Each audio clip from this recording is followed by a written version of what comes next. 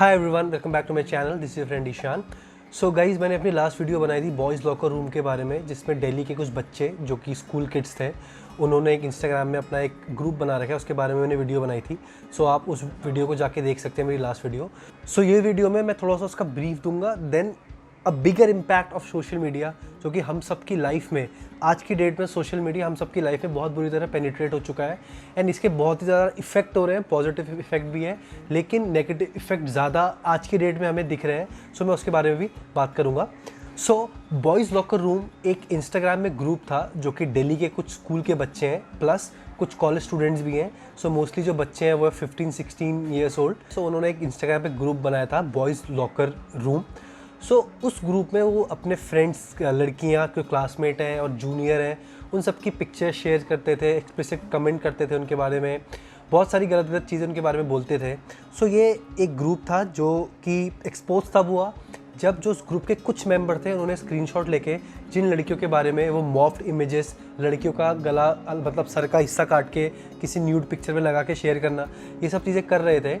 तो कुछ लोगों ने वो चीज़ अपनी जो क्लासमेट्स हैं उनको शेयर करी और देन वो लोग एक्सपोज हुए। तो बहुत सारी इसमें चीज़ें हुई। सो जो दिल्ली कमीशन फॉर वुमेन है, उन्होंने एफआईआर करी। उन्होंने बोला कि ये सब चीज़ें चल रही हैं, उस ग्रुप में रेप की बातें चल रही हैं, उस ग्रुप में लड़कियों को बॉडी शेम कर रहे हैं, उस ग्रुप में ये कर रहे हैं। तो ये सब लाइमलाइट में सैटरडे संडे मंडे के थ्रू ये सब चीज़ें लाइमलाइट में आई और सोशल मीडिया को इस चीज़ ने पूरी तरह से हिला दिया, क्योंकि बहुत ज़्यादा शॉकिंग था सबके लिए कि माइनर बच्चे जो कि अभी स्कूल में है वो सब ये चीज़ें कर रहे हैं। नाउ ये तो था ब्रीफ जो कि बॉयज़ लॉकर रूम के बारे में। अगर आपको पूरी वीडियो देखनी है तो आप मेरी लास्ट वीडियो देखिए, उसमें सब कुछ बता रखा है मैंने। अब मैं इसमें एक चीज़ बहुत इंपॉर्टेंट ऐड करना चाहूँगा। यहाँ दो चीज़ें यहाँ पे चल रही हैं, एक है स्नैपचैट, एक है इंस्टाग्राम।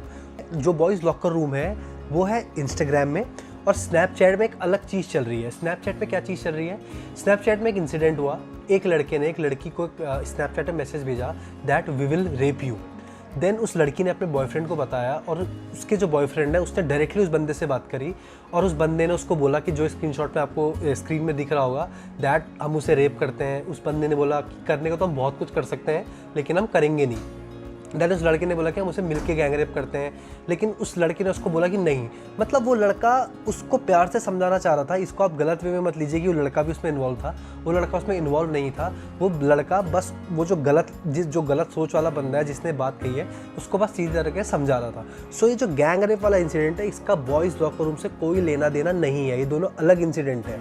आप बहुत सारे न्यूज़ चैनल में जाएंगे, आप बहुत सारी वीडियोस भी देख रहे होंगे। मैंने भी अपनी लास्ट वीडियो में बताया था कि गैंग रेप वाला इंसिडेंट और बॉयज़ लॉकर रूम वाला इंसिडेंट बिल्कुल भी मैच नहीं करता है। बॉयज़ लॉकर रूम में लड़कियों के बारे में एक्सप्लिसिट कमेंट्स हो रहे थे, लड़कियों के मॉफ्ट फोटो यूज़ हो रही थी, लेकिन इसका मतलब ये नहीं कि बॉयज़ लॉकर रूम में चीज़ें सही हो रही थी। बॉयज़ लॉकर रूम में भी चीज़ें गलत हो रही थी, लेकिन बॉयज़ लॉकर रूम में गैंग रेप और रेप वाले कोई भी वर्ड यूज़ नहीं हुए। अब इसी सिलसिले में जो दिल्ली कमीशन फॉर वुमेन है, उन्होंने जो एफआईआर करी है उस पर ये सब चीज़ें यूज़ करी है कि रेप वर्ड यूज़ हुआ है, ये यूज़ हुआ है, वो वाले वर्ड कोई भी यूज़ नहीं हुए हैं। सो मैं ये चाहता हूँ कि इस पॉइंट ऑफ टाइम में, जबकि हम इतनी ज़्यादा फेक न्यूज़ से वैसे ही गुजर रहे हैं, तो गलत किसी पे भी चार्जेस लगाना सही नहीं होगा ना। Coming back to my second point, ये सब चीज़ें जो चल रही है, मेरी लास्ट वीडियो में भी बहुत सारे लोगों ने कमेंट किया कि उन बच्चों को ढूंढ के उन बच्चों को गोली मार देनी चाहिए, उन बच्चों के साथ ये करना चाहिए। इसके लिए मैं चाहूँगा कि हम लोगों को थोड़ा ब्रॉडर पिक्चर देखने की यहाँ पे ज़रूरत है। हम लोगों को सोचने की ज़रूरत है कि मतलब 15, 16, 17 साल के बच्चे ऐसा क्यों कर रहे हैं। सो इस बारे में बहुत सारे, जब ये सब इंसिडेंट स्टार्ट हुआ तो लोगों ने बताया कि जो बच्चे हैं मार्च एंड में जब से लॉकडाउन शुरू हुआ, इंटरनेट से बहुत ज़्यादा एक्सपोज हो गए थे। Dark web, deep web, internet में चीज़ें सर्च करना, उस चीज़ों में बहुत ज़्यादा घुस गए थे। एंड तभी उन लोगों ने ये बॉयज़ लॉकर रूम करके ग्रुप बनाया और उस ग्रुप में ये सब बातें करना शुरू करा। सो मुझे ये लगता है कि उन बच्चों को कोई भी तरह का पनिशमेंट देना सही है, पनिशमेंट दो उनको, लेकिन मोर ब्रॉडर वे में अगर मैं बिगर पिक्चर में बात करूँ तो हमको वो सोच ख़त्म करनी है। वो सोच, क्योंकि पनिशमेंट अगर हम किसी बच्चे को देंगे तो मुझे नहीं लगता कि वो सोच उसके अंदर से ख़त्म हो जाएगी, क्या पता वो और एग्रेसिव हो जाए। तो मुझे यहाँ पे लगता है कि पेरेंट्स का बहुत इंपॉर्टेंट रोल यहाँ पे होता है। पेरेंट को बेसिकली चेक करना चाहिए कि बच्चे किस चीज़ों से एक्सपोज हो रहे हैं, किस चीज़ से एक्सपोज नहीं हो रहे हैं। बच्चों की प्रिवेसी अंडर नहीं करनी चाहिए, मतलब उनके प्राइवेट लाइफ में जाने की ज़रूरत नहीं है, लेकिन हाँ उन्हें ये मेक श्योर करना ज़रूरी है कि उनके बच्चे क्या कर रहे हैं, क्या नहीं कर रहे हैं। And as I said earlier कि प्रोलॉन्ग काउंसलिंग से, कोई पनिशमेंट देने से कुछ नहीं होगा। प्रोलॉन्ग काउंसलिंग से बच्चों की भी एक पार्ट होगा उसको समझने की बहुत ज़्यादा यहाँ पे ज़रूरत है। एंड पेरेंट्स को ऑल्सो मेक श्योर करना होगा कि वो बच्चों को बताए कि क्या सही है क्या गलत है in terms of their teenage life, in terms of sex education, या आप कुछ भी उस चीज़ को कह लीजिए। सो ये तो थी बॉयज़ लॉकर रूम की बात, लेकिन आज मैं यहाँ पे जो मेरा मेन कंसर्न है वो बॉयज़ लॉकर रूम नहीं है। जो मेरा मेन कंसर्न है वो इससे कुछ ज़्यादा बड़ा है, ज़्यादा बड़ा इशू है जो कि हम सब की लाइफ को इम्पैक्ट कर रहा है। आपने रिसेंट में एक ट्रेंड देखा होगा जो चल रहा था 2016 में, ब्लू व्हेल चैलेंज के नाम से, जिसमें 50 डेज़ के पीरियड में बच्चों को कुछ टास्क देते थे और फाइनली बच्चों को ये टास्क दिया जाता था कि वो सुसाइड अटेम्प्ट कर लेते थे। एंड ये तो चलो रही अभी रिसेंट ट्रेंड की बात। हम जो भी अभी 25 से 35 की एज ग्रुप के लोग हैं उनको पीछे लेना चाहता हूँ। उनकी टीन्स में उनके जब वो बच्चे थे तो शक्तिमान आया करता था। तो शक्तिमान जब आता था तो बहुत सारे लोग शक्तिमान को देख के इन्फ्लुएंस हो गए थे। तो एक इंसिडेंट ऐसा है कि एक बच्चे ने खुद को फांसी लगा ली और उसने सोचा कि शक्तिमान आके उसको बचाएगा। कुछ बच्चे छत से कूदने लग गए थे। तो कुछ भी जो भी चीज़ हमारे आसपास होती है, स्पेशली बच्चों के आसपास होती है, वो लोग बहुत ज़्यादा इन्फ्लुएंस होते हैं इन चीज़ों से। तो ये चीज़ कोई ऐसी नहीं है कि एकदम से बच्चों में आ गई है। बच्चों ने आसपास अपने ट्रेंड्स को देखा है, बच्चों ने आसपास लोगों को बात करते हुए देखा है, क्योंकि सोशल मीडिया से इतने एक्सपोज हो गए थे बच्चे। तो उन सब ने फेसबुक पे चीज़ों को देखा है, क्या क्या चीज़ें चल रही हैं। तो ये जो छोटी छोटी चीज़ें होती हैं ये एक सीड की तरह होती है। मैंने अपनी लास्ट वीडियो में भी बोला था। तो ये सीड एक दिन एक पेड़ बन जाता है और बहुत सारे ऐसे पेड़ मिलके एक दिन एक पूरा जंगल बन जाता है, पूरा फॉरेस्ट बन जाता है। नाउ सोशल मीडिया का अगर मैं कुछ एग्जांपल्स दूं, आजकल आप देख रहे होंगे बहुत सारी फेक न्यूज़ चल रही है। मतलब आजकल डिफ्रेंशिएट करना मुश्किल हो जा रहा है कि फेक न्यूज़ क्या है और रियल न्यूज़ क्या है। अभी आपने देखा होगा रिसेंटली एक इंसिडेंट हुआ था पलगाड़ में, जहाँ पे 3 लोगों की मॉब लिंचिंग हो गई थी। अगर उसका बेसिक सीड जो देखोगे, बेसिक सीड थी उसकी फॉल्स न्यूज़, फेक न्यूज़ जो कि व्हाट्सएप पे सर्कुलेट हो रही थी कि कोई लोग हैं जो बच्चों को उठाने आ रहे हैं। एंड पलगाड़ में ही उससे कुछ दिनों पहले डॉक्टर्स को भी पत्थरबाजी की थी। वहाँ पे जो लोग कोरोना वायरस के लिए चेकिंग के लिए आ रहे थे उनको भी भगा के, मतलब मार के उन्हें वहाँ से भगाया था। तो उसकी जो सीड है वो बेसिक सीड कुछ नहीं है, सीड आपकी फेक न्यूज़। एंड सीड को पेड़ बनने तक में केवल सीड नहीं होती है, उसको आप पानी देते हो, उसको सनलाइट मिलती है। तो बहुत सारी चीज़ें अलग अलग हैं जो कि इसको भड़काती हैं। एंड ये एक बड़ा जंगल होके, बड़ी लिंचिंग होके सामने आती है। एक स्टोरी और शेयर करूंगा आपके साथ में, ये सीड की, फेक न्यूज़ की। एक मैं फेसबुक पे पोस्ट पढ़ रहा था, बहुत ही मतलब वाहियात पोस्ट था।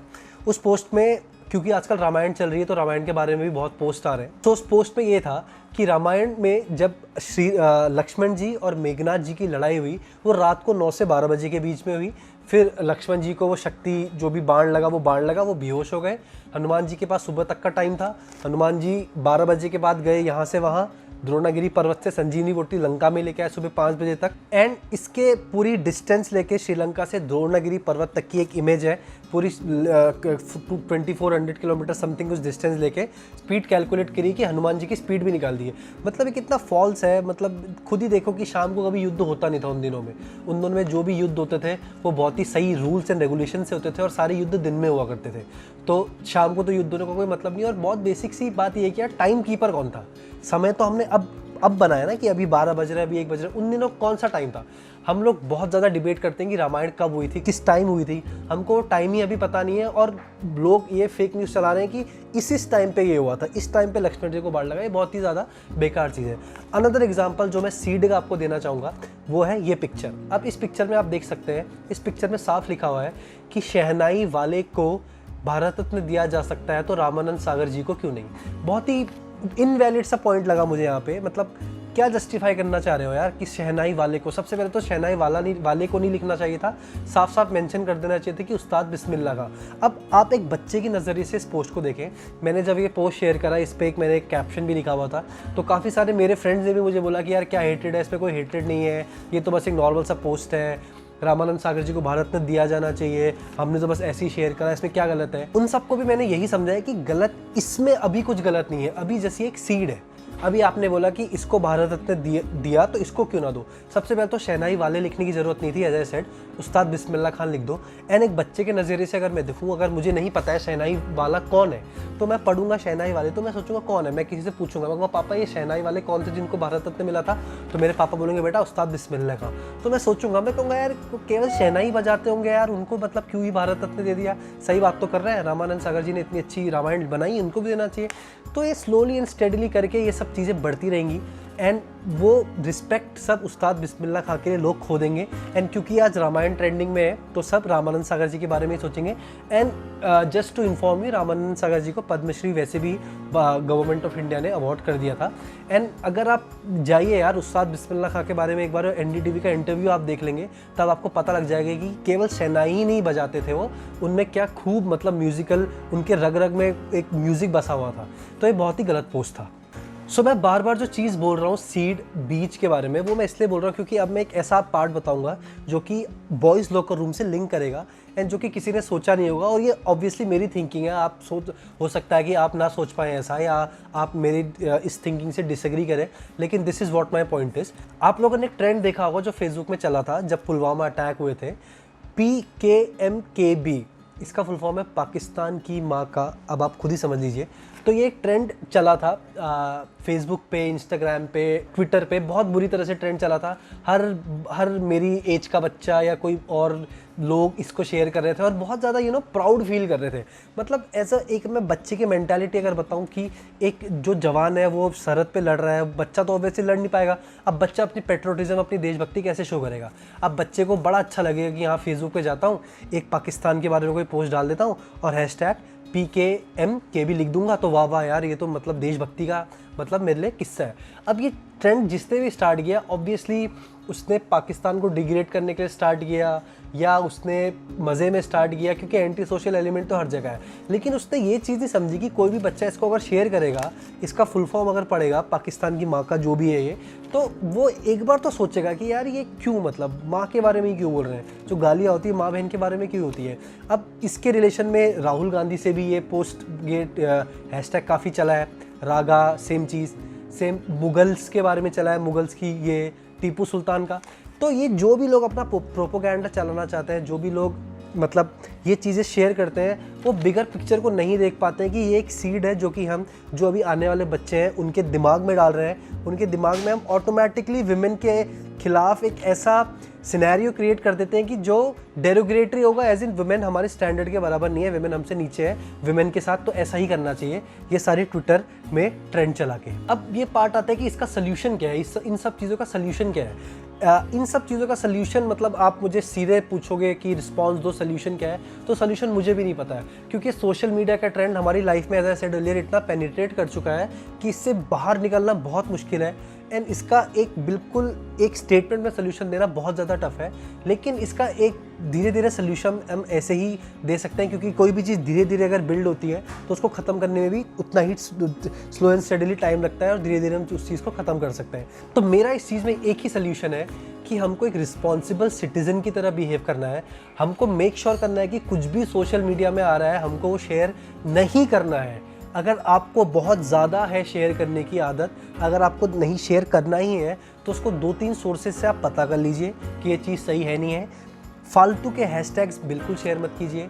ये जो भी चल रहा था, मत सोचिए कि देशभक्ति के लिए ये हैशटैग यूज़ कर लेते हैं, बहुत गलत चीज़ है यार। हम अपने मतलब आने वाली जनरेशन को इतनी गलत गलत चीज़ें बता रहे हैं इतनी छोटी सी उम्र में, जब उनकी इस उम्र में जब वो लोग बहुत सारी चीज़ें ग्रैस्प करते हैं, आसपास से चीज़ें सीखते हैं, उन सब चीज़ों में हम उनको एक्सपोज कर रहे हैं, तो ये बहुत ही गलत चीज़ है। रिस्पॉन्सिबल सिटीज़न की तरह हमको बिहेव करना है एंड मेक श्योर करना है कि हम कुछ भी गलत चीज़ें शेयर ना करें, क्योंकि आज ये बॉयज़ लॉकर रूम है, कल के दिन न जाने क्या होगा। ये एक सीड है कि जो हम बॉयज़ लॉकर रूम का है, कल के दिन वो चीज़ रेप में बदल सकती है, कुछ भी हो सकता है मतलब। तो हमको मेक श्योर करना है कि ये सीड ही हम हटा दें, हम अपने बच्चों को इन चीज़ों से एक्सपोज ही ना करें, ताकि वो सीड जाके एक पेड़ ना बने और पेड़ जाके फॉरेस्ट ना बने। So thank you so much guys for watching this video. So जो भी आपके इस पे थॉट्स हैं, जो भी आपके इस पे सजेशंस हैं, वो आप कमेंट बॉक्स में ज़रूर लिख सकते हैं। I will be happy to read it कि अलग अलग लोग इस बारे में क्या क्या सोचते हैं। एंड आपको अगर ये मेरा वीडियो और इससे पहले वाला वीडियो पसंद आया तो do like, share and subscribe. And thank you so much. Behave like a responsible citizen. जो सोल्जर्स हैं वो हमारी बॉर्डर पे रक्षा कर रहे हैं, जो कि बाहर के लोग हैं, टेररिस्ट हैं या बाहर की ऑर्गेनाइजेशंस हैं। एंड हमें एज अ रिस्पॉन्सिबल सिटीज़न मिल के, एक हम भी सोल्जर हैं, हमको भी जो आपस में ये चीज़ें फेक न्यूज़ चल रही हैं आसपास, इससे मिलकर लड़ना है। Behave like a soldier, be a soldier. Bye bye.